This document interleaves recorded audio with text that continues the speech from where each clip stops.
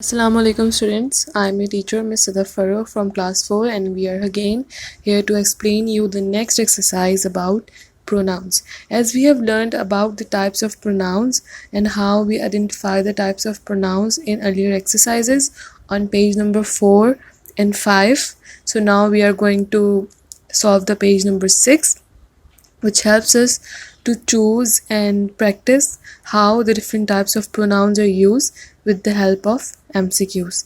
So now turn on to the very next page, page number 6 of your grammar book.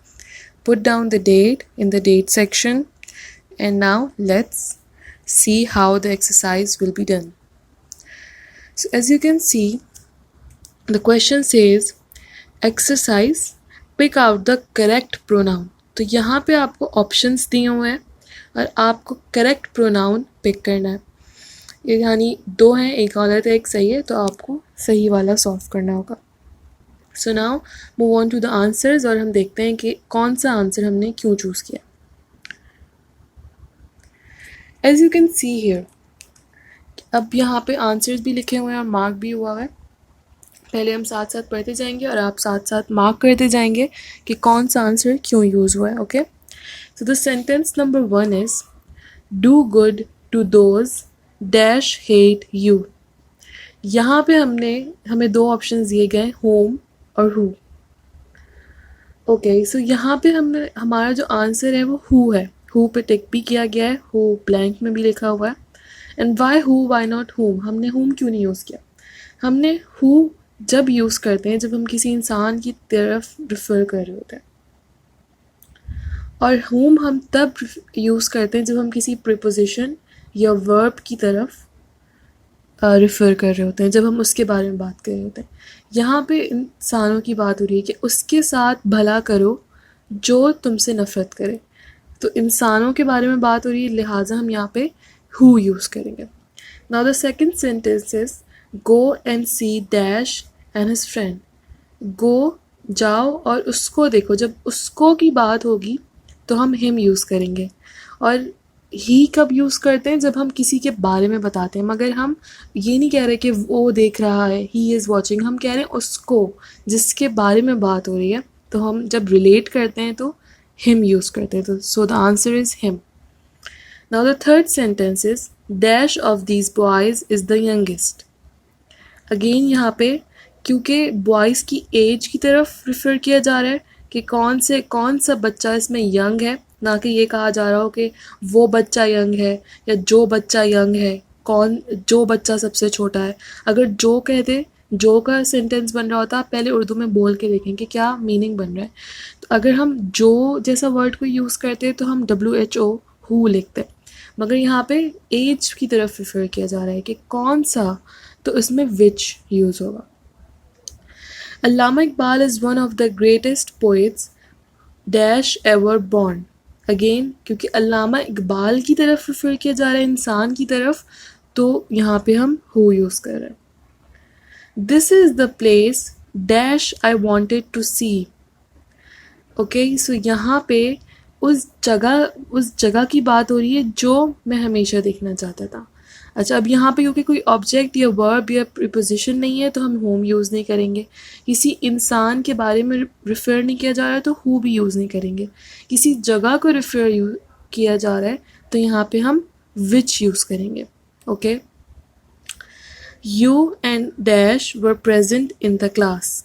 You and I were present in the class. अब यहाँ पे हमने I क्यों use किया है? Why not myself, why not me.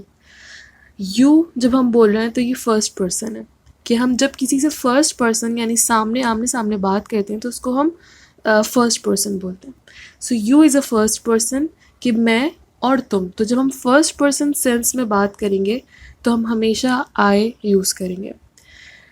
Okay, is this the same girl dash called your name. Again क्योंकि यहाँ पे लड़की की तरफ रिफ़र किया जा रहा है तो यहाँ पे हम हु यूज़ करेंगे और विच यूज़ नहीं करेंगे. Dash is the flight landing now. यहाँ पे पूछा जा रहा है कि यहाँ पे बताया जा रहा है कि एक फ़्लाइट है जो भी लैंड कर रही है. तो अगर हम ये बता रहे होते हैं कि कोई फ़्लाइट किसी जगह पे लैंड कर रही है, जब हम किसी जगह की तरफ रिफ़र करते हैं तो हम शायद देयर बोलते हैं कि वहाँ पे लैंड कर रही है, the flight is landing there. मगर ये बता रहे हैं कि फ़्लाइट लैंड कर रही है, कौन एक फ़्लाइट है जो लैंड कर रही है, तो यहाँ पे इट यूज़ किया जाएगा। It is the flight landing now, क्योंकि फ़्लाइट के बारे में बात हो रही है। अगर किसी जगह के बारे में बात हो रही होती कि कहाँ लैंड कर रही है, तो हम देयर यूज़ करते। जैसे एग्जांपल है कि अगर मैं बोलती एयरपोर्ट पे लैंड कर रही है, तो मैं बोलती the flight is landing there on the airport. ठीक है। He is such a boy dash everybody loves him. वो ऐसा बच्चा है कि सब उसको प्यार करते हैं। ये तो हमें पता ही है कि जब हम के की सेंस में बात करते हैं तो दैट यूज़ करते हैं हमेशा अपने सेंटेंसेस में। She could not bear separation from dash child. अच्छा, यहाँ पे एक बहुत ही कॉमन सी बात है कि हिज नहीं यूज़ किया, हर इसलिए यूज़ किया क्योंकि सेंटेंस के शुरू में आप देख सकते हैं कि शी की बात हो रही है। जब लड़की है तो लड़की के लिए हर यूज़ होगा। Okay, I hope this is clear. हमारे फर्स्ट 10 सेंटेंसेस थे, अब हम नेक्स्ट 10 सेंटेंसेस की तरफ चलते हैं। सो नाउ यू कैन सी कि हमारा 11th सेंटेंस क्या है। Here is a magazine dash you want. एक मैगजीन है जो तुम्हें चाहिए। ठीक है, अगेन एक ऑब्जेक्ट की तरफ है और जो के सेंस में आ रहा है तो विच यूज़ होगा। I have explain you this. Don't destroy dash belong to us. ये बर्बाद नहीं करो, ये हमसे बिलोंग करते हैं। अच्छा, यहाँ पे दोज भी यूज़ हो सकता है कि अब अगर हम बोलें कि वो चीज़ें हमसे बिलोंग करती हैं। दिस भी यूज़ होता है अगर हम बोलें ये चीज़ हमसे बिलोंग करती है। और दीज भी यूज़ हो सकता है कि ये सब चीज़ें हमसे बिलोंग करती है। दीज तब यूज़ होगा जब हम ज़्यादा चीज़ों के बारे में बात करेंगे, मगर यहाँ पे हमें पॉइंट आउट नहीं किया गया है कि ज़्यादा चीज़ों के बारे में बात हो रही है या कम की, तो हम दीज भी यूज़ कर सकते हैं। और दिस भी, जब ऐसे बात होगी कि ये मेरी चीज़ है तो दिस, जब होगा ये मेरी चीज़ें हैं तो दीज, जब ये होगा कि वो मेरी चीज़ें हैं तो दोज। इस सेंटेंस में कुछ भी ऐसा क्लियर नहीं किया गया है, तो तीनों आंसर्स हो सकते हैं, बट यहाँ पे मैंने दीज लिखा है। Dash can I request him for help. अब मैं ये भी लिख सकती थी कि what can I request him for help, कि मैं उससे क्या मदद मांगूँ, बट इसका कोई सेंस नहीं बनता कि मुझे पता ही नहीं है कि मुझे मदद क्या मांगनी है। इसलिए मैंने यहाँ पे हाउ लिखा है कि मैं उससे कैसे मदद मांगूँ, बिकॉज हम यूजुअली यही क्वेश्चन पूछेंगे, ना कि हम ये पूछेंगे मैं उससे क्या मदद मांगूँ। ठीक है। और if you right in the exam कि आप व्हाट भी लिख दें अगर, तो वो भी करेक्ट हो सकता है। ठीक है, बट सेंटेंस का सेंस प्रॉपर बनना चाहिए, आपको इसका कॉन्सेप्ट समझ आना चाहिए। The story dash I read was very interesting. Again एक स्टोरी की तरफ रिफर किया जा रहा है तो विच यूज़ होगा। और अगेन हम उर्दू में बोलें तो द स्टोरी, वो स्टोरी जो मैंने पढ़ी थी बहुत इंटरेस्टिंग थी, तो जो विच होता है। The man dash I met yesterday was a respectable man. As I told you earlier कि जब हम किसी इंसान की तरफ या किसी मुलाकात की तरफ जब हम किसी इंसान की तरफ करते हैं रिफ़र, तो वो हु होता है। ठीक है, लेकिन जब हम किस तरह बात करेंगे कि वो मैन जिससे मेरी मुलाकात हुई थी, तो यहाँ पे मुलाकात की तरफ रिफ़र किया जा रहा है, इसलिए यहाँ पे हम whom यूज़ कर रहे हैं। One should do dash duty honestly. One should do his duty honestly, कि एक इंसान को अपना काम सही से करना चाहिए या ईमानदारी से करना चाहिए। वंस ड्यूटी ऑनेस्टली क्यों नहीं लिखा, क्योंकि ये एक मुहावरा है, इसको इस तरह नहीं बोला जाता कि अगर मैं बोलूँ कि करीम को करीम की ड्यूटी अच्छे से करनी चाहिए। ठीक है, ये इस तरह है कि एक मुहावरा है कि हर इंसान को अपनी ड्यूटी अच्छे तरीके से करनी चाहिए। और जब भी हम जनरल सेंस में बात करते हैं तो हम हमेशा मेल सेंस में लेते हैं। जैसे अगर मैं बोलूँ आदमी, तो आदमी तो इंसान, औरत भी होता है मर्द भी होता है, मगर हम हमेशा मैन लिखते हैं।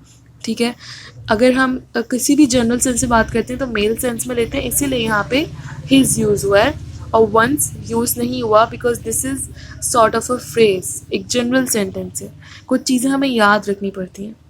दिस इज़ द कैमरा, ये वो कैमरा है जो मैंने 10,000 रुपये के लिए लिया था। अगेन जो लगेगा जुमले में तो विच आएगा। I know the man dash sun got the first position. जिसके बेटे ने फर्स्ट पोजिशन ली, जिसके हुज बिलोंगिंग बता रहे हैं कि किसका बेटा, उस बंदे का बेटा जिसके बेटे ने फर्स्ट पोजीशन ली, तो हुज यूज़ होगा। हु इज़ इंटेलिजेंट, यू और आई? यहाँ पे अगेन हम फर्स्ट पर्सन से बात कर रहे हैं, यू से बात कर रहे हैं, तो हम अपने लिए भी फर्स्ट पर्सन या यूज़ करेंगे, आई यूज़ करेंगे. God helps those who help themselves. Again इंसानों के बारे में बात हो रही है कि अल्लाह उनकी मदद करता है जो अपनी मदद आप करते हैं. तो जब इंसानों की तरफ अगेन रिफ़र हो रहा है और एक जनरल ग्रुप के बारे में बात हो रही है तो हु यूज़ होगा. Okay, I hope this is very very clear. अगर इसके बावजूद भी आपको कोई क्वेश्चंस हो तो आप वीडियो के नीचे पूछ सकते हैं. And I hope you enjoyed it. I hope you have understood. And now we'll see you in the next lecture, inshallah.